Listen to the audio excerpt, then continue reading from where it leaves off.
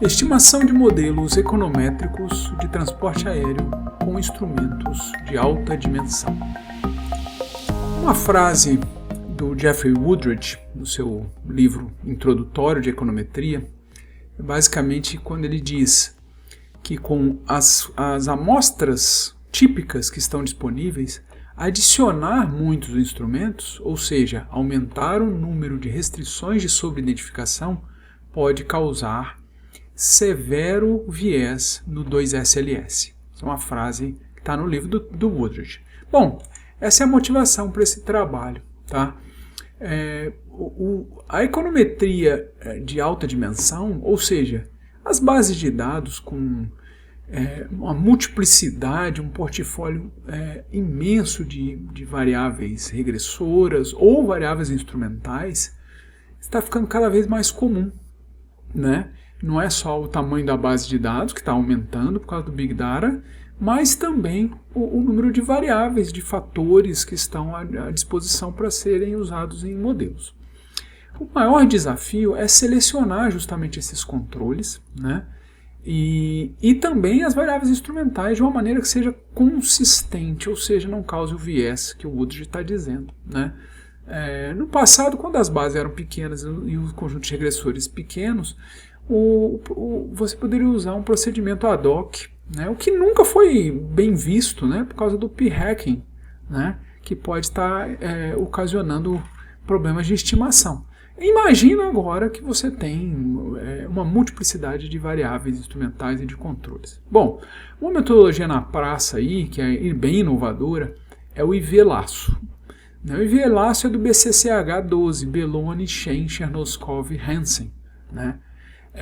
Isso é um paper que está no bojo de vários outros papers desses autores, e daí eles usam a metodologia tradicional do laço. Eles fazem o laço deles, né, para ajustar as equações em forma reduzida num 2SLS, né, e escolher instrumentos, mas também pode escolher controles, ou aí vai do gosto do freguês, de uma maneira automática, né? O laço vai fazer isso, né? O problema é que, tipicamente, a metodologia do BCCH, o IV-laço, ele pode selecionar muitos instrumentos. Então, a solução final ali tem um monte de variável instrumental e você fica se perguntando, poxa, será que o alerta do Wooldridge vale aqui, né? Tipicamente não passa nos testes de sobreidentificação, né? Então, estamos usando instrumentos demais, né? Ele consegue encolher o conjunto de instrumentos, mas a pergunta é, será que não encolheu pouco, né? Então, a proposta dessa pesquisa é combinar o BCCH12 com o Andrews 1999. O Andrews é um autor que vai lidar com a seleção consistente de momentos, né? Ele está no contexto do GMM, que é o GMM que nós vamos usar também aqui nessa pesquisa. Tá? Então, o Andrews tem um procedimento de análise de possíveis candidatos, aí, ou seu conjunto de instrumentos candidatos, e é exatamente isso que nós vamos fazer aqui para combinar com o BCCH. Tá bom? E daí a gente chama de CMS-laço. Essa que é a nossa metodologia. Tá? O CMS-laço, toda vez que a gente vai falando dele, é o IV-laço do BCCH12, combinado mais o CMS Procedure, né, do Andrews 99. Bom, só recapitulando, o BCCH12, Belloni, Shen, Chernoskov e Hansen, né, é um paper da Econométrica de 2012, que ele está estudando modelos esparsos, né, para escolher instrumentos ótimos, né, e usa o laço e a metodologia que se chama Instrumental Variables Laço. Tá? Daí, o que a gente tem?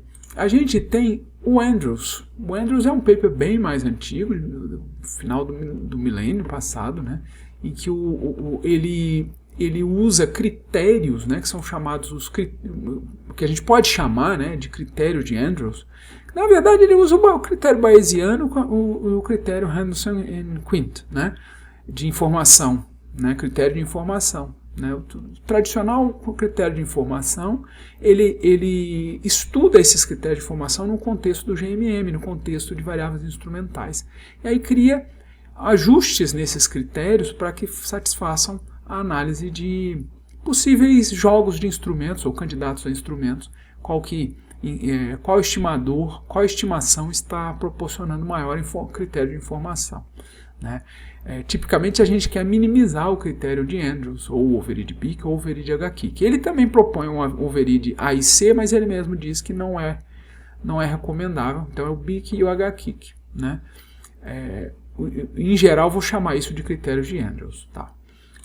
O que é o CMS laço que a gente está trabalhando e propondo, tá? Então você começa com, né, tem que ter uma multiplicidade de candidatos a instrumento, né? Vamos dizer assim, assume a hipótese de esparsidade dos modelos do BCCH.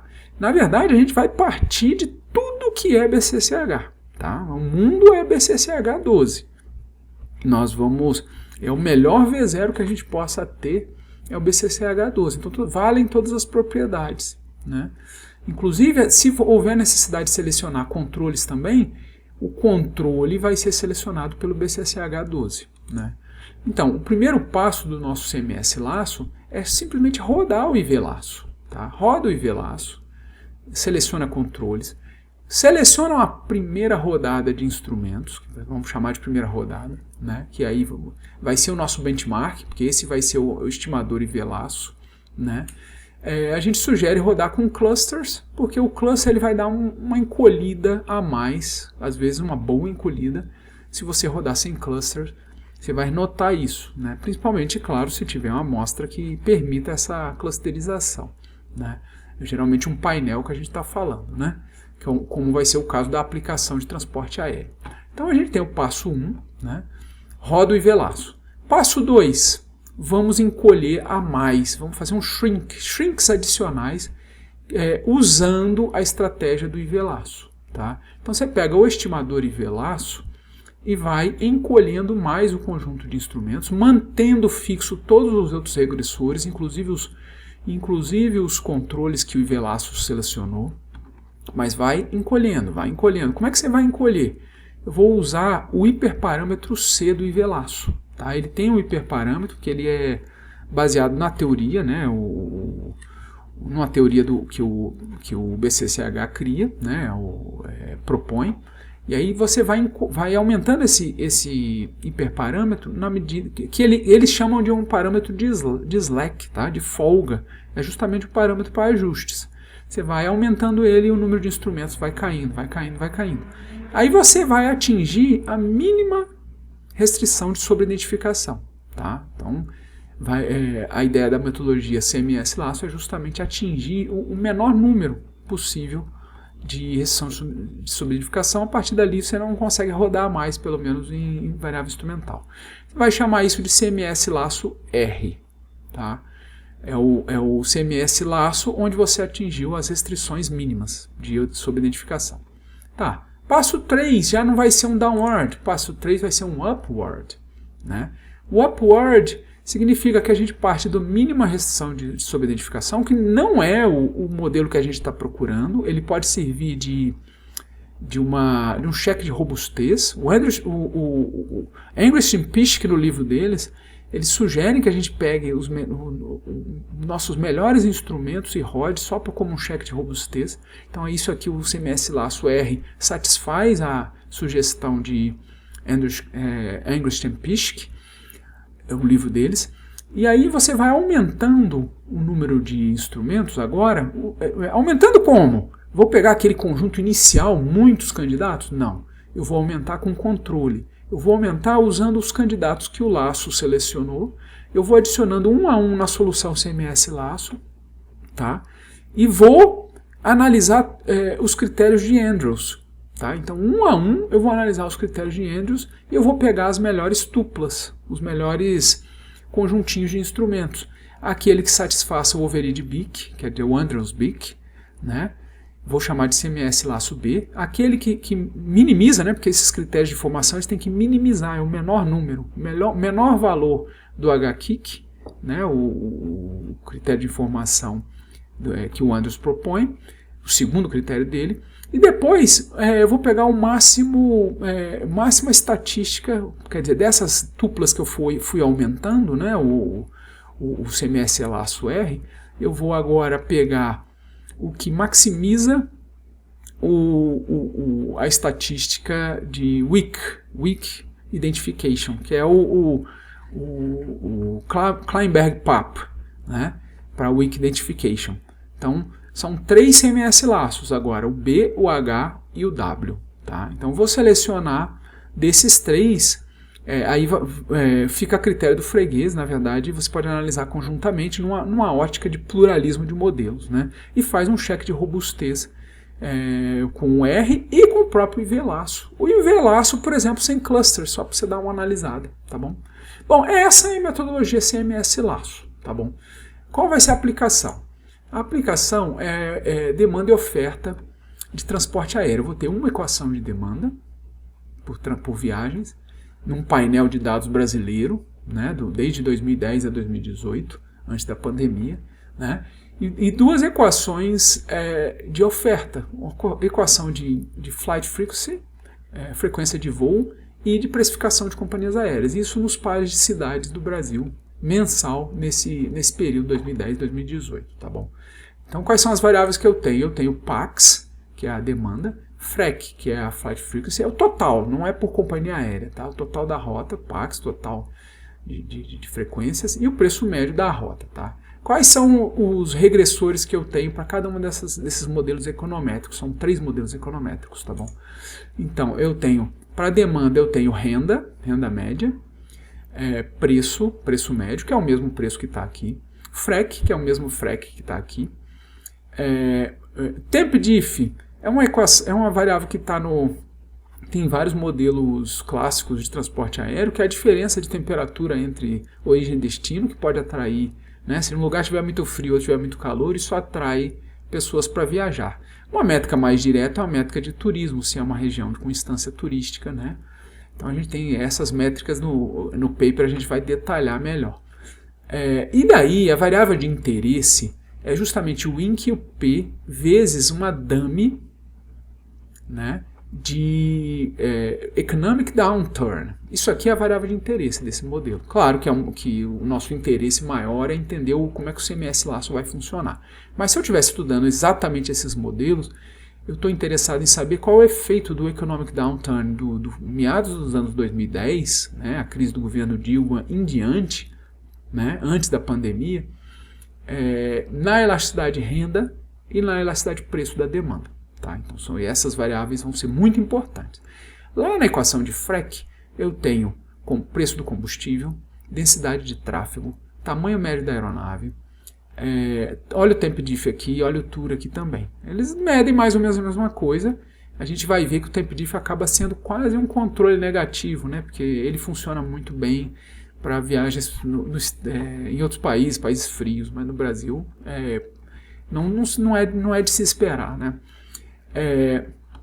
O HHI, quer dizer, a concentração de mercado na rota, a concentração de mercado na cidade. Tá? Isso aí os papers são muito enfáticos em mostrar que essas variáveis são importantes na estrutura de mercado. E daí, também, qual é o efeito do economic downturn na gestão das empresas com relação ao HHI da rota, né? Gestão de frequências, e qual o efeito do economic downturn. Eu quero saber como é que as companhias aéreas se comportam no momento de crise. Tá? A gente já viu como é que o passageiro muda o seu comportamento, agora eu quero ver como a companhia aérea muda o seu comportamento. É igualzinho, praticamente a mesma coisa no pricing. Eu quero também saber qual é a mudança de comportamento das companhias aéreas, também quero ver o efeito da estrutura de mercado. E aqui eu tenho FIU, P, FREC, a size. Em vez de densidade de tráfego, eu coloco aproveitamento de aeronaves, né? Porque aqui eu tenho FREC e LF. FREC vezes LF vai dar o dense. Né? Então a gente só quebra para ter um modelo mais rico aqui e o resto é tudo igual. Tá bom? Bom, o grande desafio do modelo. Essas variáveis em vermelho são endógenas. Tá? Olha que baita desafio. Né? A gente estabelece por teoria, né, que essas variáveis são endógenas, as outras podem ser razoavelmente consideradas como exógenas ou dadas, né, Uma ou outra pode ser pensada como endógena a longo prazo, por exemplo, a size com o FREC, mas uma companhia aérea não sai mudando a size de uma hora para outra para responder a choques de oferta e demanda, né? Então, a gente confabulou que os modelos teriam essas variáveis endógenas, o que é um puta de um mega desafio, são muitas variáveis endógenas. O modelo de demanda são duas. Nos modelos de oferta é que a gente tem a maior sobrecarga, né, que a gente tem 5 variáveis endógenas. Tá? Não é comum na literatura você ter 5 variáveis endógenas, então é um baita de um desafio. Tá? Eu preciso de variáveis instrumentais, dado que eu tenho variáveis endógenas. Tá? Então eu vou ter aqui propostas de instrumentos. Deslocadores de demanda, claro, para instrumentar a oferta. Deslocadores de custos para instrumentar a demanda. A gente tem a proposta do Barry Levinson Pakes 95, que a gente vai chamar de BL. São um conjuntinho de instrumentos, né? Tem o conjuntinho DS e o conjuntinho CS, Demand Shifters e Cost Shifters. O BL é o BLP, né? O BLP ele serve para demanda, instrumentar a demanda, mas ele também, dadas as hipóteses, ele serve para instrumentar a oferta também. São características, né? O Hausmann é instrumento, são preços de outras cidades, então ele tem que instrumentar a demanda, tá? Instrumentos Stern são instrumentos muito pouco usados, são instrumentos de oferta para instrumentar a demanda, né? Então, ele, sob várias hipóteses, o Stern serve para instrumentar a demanda. Né? E tem instrumentos, vamos dizer assim, feito em casa. Tá? A proposta desse trabalho é criar instrumentos partial out. Bom, a parcialização já é feita pelo 2SLS. Então, para que eu vou precisar parcializar uma variável endógena em exógena? Bom, são os HHIs, basicamente os HHIs. Os POs eu vou usar para instrumentar os HHIs. Eu pego o HHI, rodo ele previamente contra variáveis socioeconômicas, por exemplo, o GDP, né? E aí eu parcializo, na verdade eu vou rodar o share das empresas, numa outra base de dados, contra o GDP, e aí calculo o share previsto exógeno, a parte do share que é exógeno, calculo o share ao quadrado, calculo o HHI parcializado, entendeu? Então vou ter o HHI rota parcializado, o HHI city parcializado, o HHI rota vezes economic downturn, tudo parcializado. E daí eu uso como instrumento. Na verdade eu não uso interagido instrumento, só essas, pode ser o mínimo, o máximo da cidade, né? São esses os instrumentos parcializados que a gente propõe, tá bom? Bom, dado isso, quais são os resultados? Tá. Basicamente, vamos começar com o modelo de demanda, né? Que é o que eu vou dar mais detalhe. Então tem o INC P, FREC, Temp Diff, TUR, INC vezes Economic Downturn, P vezes Economic Downturn, tá?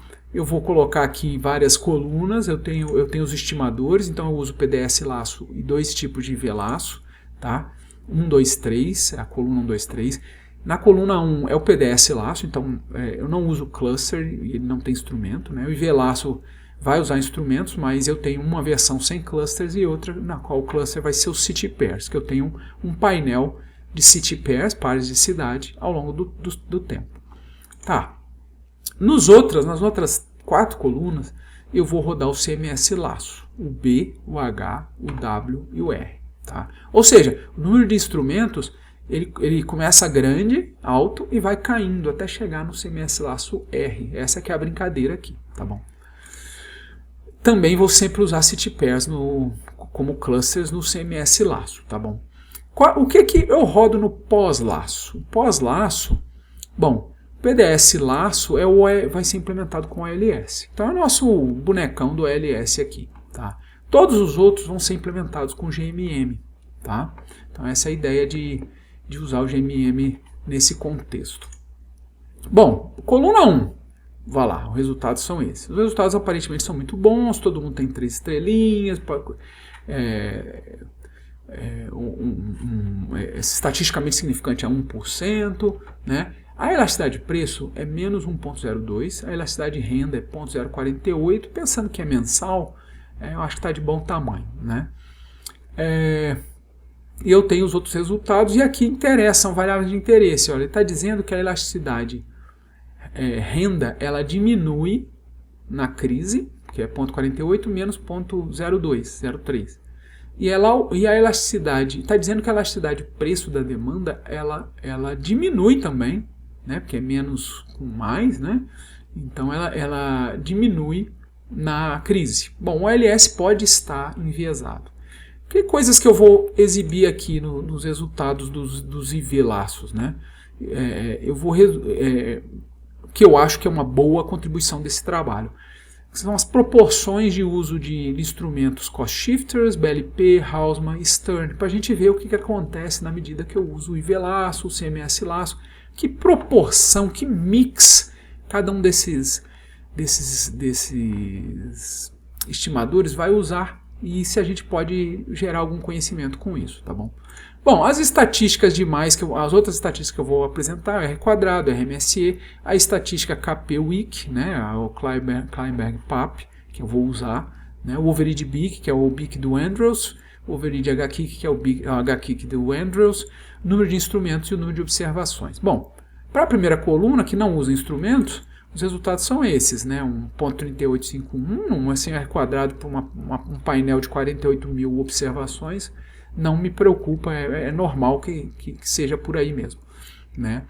Agora vamos começar a brincadeira dos instrumentos. Tá. Aqui, quando eu rodei o IV laço sem clusters, né, ele já deu uma boa aumentada na elasticidade de preço da demanda, de 1.02 para 1.13. Opa, mas as nossas variáveis de interesse perderam significância estatística. E ele aumentou bastante a elasticidade de renda. Não chegou a dobrar, mas aumentou bastante. Aumentou as duas elasticidades, tá? Em módulo. E os resultados aqui. O R quadrado dá uma caída, qualquer modelo variável instrumental, a tendência é que caia mesmo, porque você está tendo menos variabilidade das variáveis endógenas, que são aquelas que são parcializadas no primeiro estágio do 2SLS, do 2SGMM. Então, o R quadrado acaba não sendo uma coisa muito importante nesse contexto, tá? A estatística KP-Week é 23, overhead BIC 603, overhead HKIC 1210, né? Ele está escolhendo, eu estou propondo daquele monte de tipos de instrumentos, são 492 instrumentos, tá? O IV laço sem clusters está escolhendo 103 desses 492, então ele dá uma boa shrinkada, né? Ele dá uma boa encolhida no meu conjunto de instrumentos. Qual é a proporção de instrumentos que ele usou, CS, BL, Hausmann e Stern? Bom, 19, ele costuma ser bem equânime, né? Ele pegou 19, 28, 24, 28%. Menos do cost shifters, o que é estranho, não era de se esperar, mas talvez os cost shifters não sejam tão fortes assim, né? E ele dá preferência para o BLP e para o Stern. Vamos ver o que acontece nas outras colunas? Tá. Então, olha, quando eu rodo com clusters, aí a elasticidade renda já dá uma caída, não é tão grande assim, com 0,75, mas a elasticidade de preço continua crescendo, vai para 1,18. Tá? Opa, temp diff cai, ele era estatisticamente significante, agora, o que é cair no contexto do laço? Todas as variáveis sofrem, quase todas elas sofrem inativação, sofrem penalização, né? Que esse é o procedimento do laço. Algumas não podem ser penalizadas pelo próprio modelo do IV laço, é o setup dele. Tá? Mas no frigir dos ovos, algumas podem ser inativadas. Tem vários controles que estão sendo usados aí, que não estão sendo que estão sendo omitidos, que podem ser inativados. Temp diff é uma variável que foi inativada pelo laço. Tá bom? Bom, o que mais? As proporções mantiveram-se mais ou menos a mesma coisa, apesar de que a proporção do Stern deu uma caída. Tá? O número de instrumentos caiu bastante, de 103 agora para 33, no total de 492. Tá? A estatística de força dos instrumentos aumentou de 23 para 43. Tá? Isso que é o mais legal da história. Tá? Agora vamos ver como é que os CMS laços vão fazer. Lembrando que o CMS laço ele começa do IV laço, a gente está começando do IV laço clusterizado. Então ele vai partir dos 33 instrumentos e não dos 492, tá bom? Bom, CMS laço B. O B já deu uma subida maior na elasticidade de preço e voltou, aliás, foi a menor elasticidade de renda de todas, ó, já deu uma caída, tá? Continua a inativação de tempo diff, tá? Opa, nossas variáveis de interesse, que já estavam esquisitas antes, mas tinham sido colocadas com sinal positivo e negativo pelo IV-laço, continuam com os mesmos sinais, só que agora elas são catapultadas, né? Olha só o tamanho, a diferença, né? Então, aparentemente, a elasticidade renda do consumidor aumenta pra caramba na crise, se eu considerar que o CMS-laço B é o melhor modelo, e a elasticidade preço também aumenta pra caramba na crise. Tá? Aparentemente, os efeitos aqui do IV-laço são subestimados. Tá? Note que o overhead BIC e o overhead HKIC são todos menores que qualquer modelo que a gente tenha rodado. Tá? Ou seja, por esses critérios de Andrews, esse é o melhor modelo, tá? Desses 4 aqui. Inclusive pelo critério que não é de Andrews, que é o de WIC-KP, né, do Klein-Berg-PAP, é o conjunto de instrumentos com maior força, né? E ele dá uma shrinkada adicional para 14 instrumentos. Eram 103, eram 492, passou para 103, caiu para 33, e agora dos 33 ficam 14. Bom, vamos ver as outras colunas, o CMS-laço H, o CMS-laço W, o CMS-laço R. Olha, de 14 cai para 13, depois de 13 cai para 9, e o último R, de 9 cai para 3. Porque como são duas variáveis endógenas, P e P vezes Economic Downturn, uma mínima restrição de sobreidentificação são 3, senão eu não consigo calcular as estatísticas. Tá? Daí, as estatísticas overhead, né? Daí, como é que ele se compara? Vamos lá comparar. O CMS-laço W é o que tem o maior weak ID stat. E é verdade, por isso ele foi construído para isso. Tá? Então, por esse critério, esse é o melhor modelo.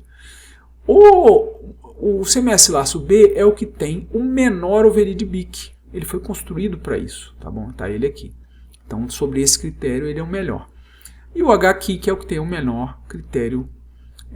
O H, né, é o que tem o menor critério HKIC, tá? Tá ele aqui. Então esses são os 3 modelos baseados nesses critérios, tá bom?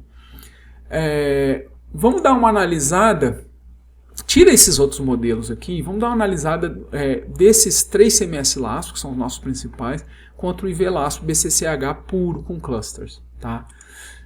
Então deixando bem destacado em cores. Tá? Vamos ver a questão de possíveis vieses. Tá? Então é só a sugestão de vieses, porque isso é só uma estimação, não é um modelo Monte Carlo, nada disso. Tá? Então, olha, daqui, do azul para o laranja, o que acontece? Há um aumento de entre 51% e 58% na elasticidade da renda e uma queda de entre 4% e 5% na elasticidade de preço da demanda. Tá? Isso assim, entre 4 e 5, porque aí depende do qual é o maior e qual é o menor. Então assim, segundo esses critérios, ou algum deles, né, eu posso estar superestimando, se eu rodar o IV-laço com 33 instrumentos, e não 14, 13 ou 9, eu posso estar superestimando a elasticidade de renda em até 60% quase, e subestimando a elasticidade de preço da demanda em até 5%, 4, 5%, tá bom? Outros resultados que saltam muito aos olhos, esse aqui, ó, até 70% nas nossas variáveis de interesse. Eu posso estar subestimando, imagina eu tenho um modelo, um paper sobre o efeito do economic downturn nas elasticidades da demanda para o transporte aéreo. Eu posso estar subestimando fortemente. Olha a questão, olha o alerta do Woodridge, né? Mesmo usando o IV-laço, que é um modelo que está na moda, que tem todas as propriedades, boas propriedades analisadas pelos autores, né? Esses outros 3 modelos, eles têm todos eles menores estatísticas overhead BIC e overhead HKIC que qualquer um IV-laço. E também maior estatística de WIC-KP que qualquer um IV-laço. Ou seja, aparentemente esses modelos são melhores e então eu posso confiar mais nas estimativas deles. Tá? E eles usam menos instrumentos. Combinações de instrumentos, vamos ver o que aconteceu. Bom, se eu usar o IV-laço, pode ser que fique com menos ou mais combinação de cost shifters de acordo com o CMS-laço. Agora, no caso do BLP, se eu usar o IV-laço, ele tende a exagerar no uso do BLP e ele tende a exagerar no não uso do Stern. Tá? Se esses azuis forem os melhores modelos, tomar cuidado com o exagero de uso do BLP pelo IV-laço. Cuidado com o exagero de não uso do Stern pelo IV-laço. Tá bom? Bom, se eu analisar os outros modelos, eu não vou dar destaque para todos, porque o objetivo é só dar um exemplo, né? Então aqui também a gente tem, olha, a equação Freck com todas as suas estimativas, né, saindo do azul para o laranja, né, e também as variáveis de interesse vão ter problemas, né? O HHI da rota tende a ser, na equação de frequência, tende a ser superestimado, e o HHI da cidade tende a ser subestimado, tá bom?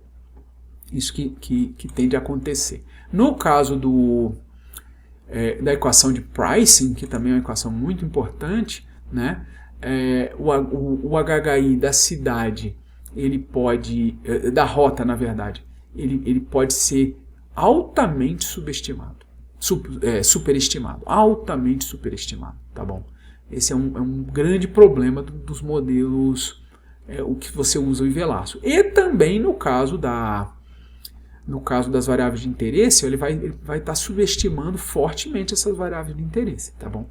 Nesse caso, também todos eles usam bem menos instrumentos do que o IV-laço, tá? E todos eles têm as estatísticas, da mesma forma como o Freck, as melhores estatísticas de força dos instrumentos e dos overrides com relação ao IV-laço, tá? Então, considerações finais desses exercícios, tá? O CMS-laço é a nossa proposta para encolher adicionalmente a seleção do IV-laço. Tá? Então você começa do IV-laço, mas não para lá.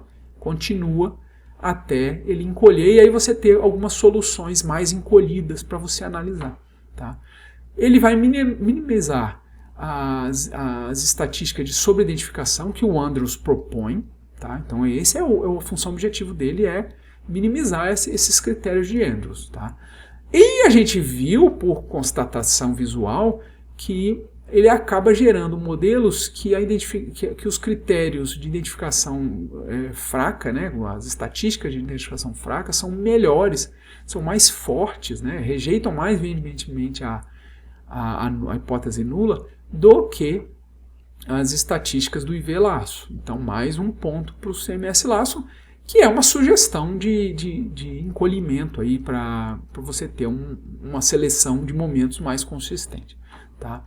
Ou seja, usar muitos pode sim produzir, como o de alerta, a estimação inconsistente. No caso da demanda, a gente percebeu que houve uma superestimação da elasticidade de renda e uma subestimação da elasticidade de preço e dos fatores que eram interagidos com o economic downturn. No caso da oferta, houve uma superestimação da rota, do HHI na rota, e alguma subestimação do HHI da cidade, mas principalmente do HHI, do economic downturn, interagindo com essas variáveis. Bom, essa é a ideia desse modelo CMS-laço, né, nessa pesquisa que estamos realizando no Nectar, de estimação de modelos econométricos do transporte aéreo com instrumentos de alta dimensão.